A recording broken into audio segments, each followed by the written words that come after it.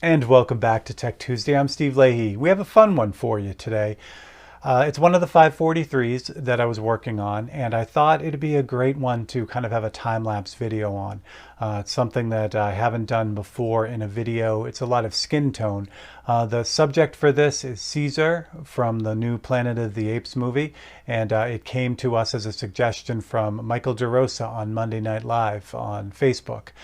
So what I did though is I already started it, and not halfway through it, but as I got it going, I'm like, wow, this would make a real good time lapse. So the way we're going to do this is I will switch the camera over and we will go through what I did to get it to the point that it's at, and then the rest of the painting will be time lapse. So that'll get you caught up on where the painting is at, and then you'll be able to see the rest of it go. So hope you enjoy it. If you do, let me know down in the comments, and don't forget to like and subscribe, and let's get to it. And here's our friend Cesar. So this is again where I'm at with this, and this is the point where I realized, hey, it'd make a good video. So let me catch up on how this all happened up to this point, and then we'll get into the time lapse. So all these paintings, these 543 paintings for Monday night, start off on UPO paper, which is a synthetic polypropylene. I keep calling it paper, but it's really not. It's polypropylene, which is a plastic. But it's prepared especially for artwork. It's really great stuff. You can paint right on it. However, what I like to do is I like to spray it with Autoborn Sealer Gray, and that gives it this really nice finish. It's kind of like a mid-coat as far as tone goes, and it accepts the paint extremely well. Plus you can sand it. So what I do is after I spray it, I sand it with 1000 grit sandpaper and then hit it with a Scotch-Brite pad to make sure it's really, really smooth. Then I put a little bit of FBS gold tape around the outside edge, and that creates the border and gets it to the right size. And that's where the board is. No, I'm sorry, the paper.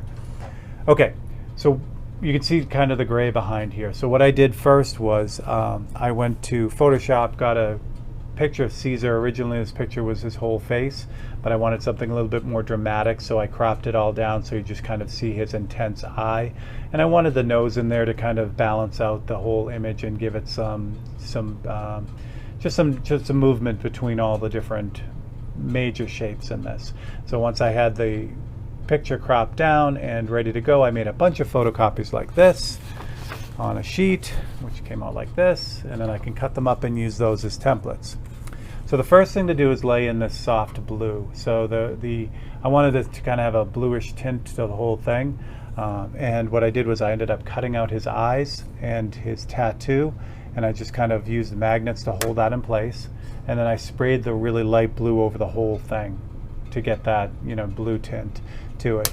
Now I could have sprayed the whole thing with blue and then sprayed the gray in his eyes, but this way I have that nice primer on the whole thing instead of working directly on the UPO. So that's kind of saved me a step there. And then the next thing is to start developing this great skin tone. So for that, what I did was I used Drew Blair's skin tone template, which is great. It's got all kinds of different variations of skin tones and pores. It even has some eyebrows on here. So it's just a great template overall. It's got great organic edges on it as well. So what I did was I just randomly picked spots on this that match up to the type of skin tone that he has. And what I did was I kind of stuck with the areas of like the high spots, like his cheeks and the wrinkles and that kind of thing.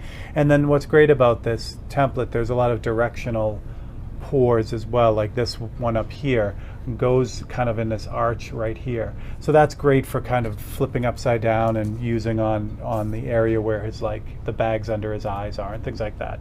It's a great template. And so that's how I got that. So that's the white. The next thing is to kind of get the darker areas in. And for that I just cut out one of the photocopies. So I cut out the darkest areas in the photocopy, lined that up, and just went in and sprayed that black. And that's where I got the dark areas. For his eye, it's kind of a 2 or 3 part process, but it was pretty straight ahead, and it works the same way. So I have the whites of his eyes. I use that to kind of gray that in really nicely. There is somewhere around here, there is another one that had his pupil, but you get the idea. I just kind of went in and did all that and got it ready. And then the final thing was I just freehanded in the red the red tattoo.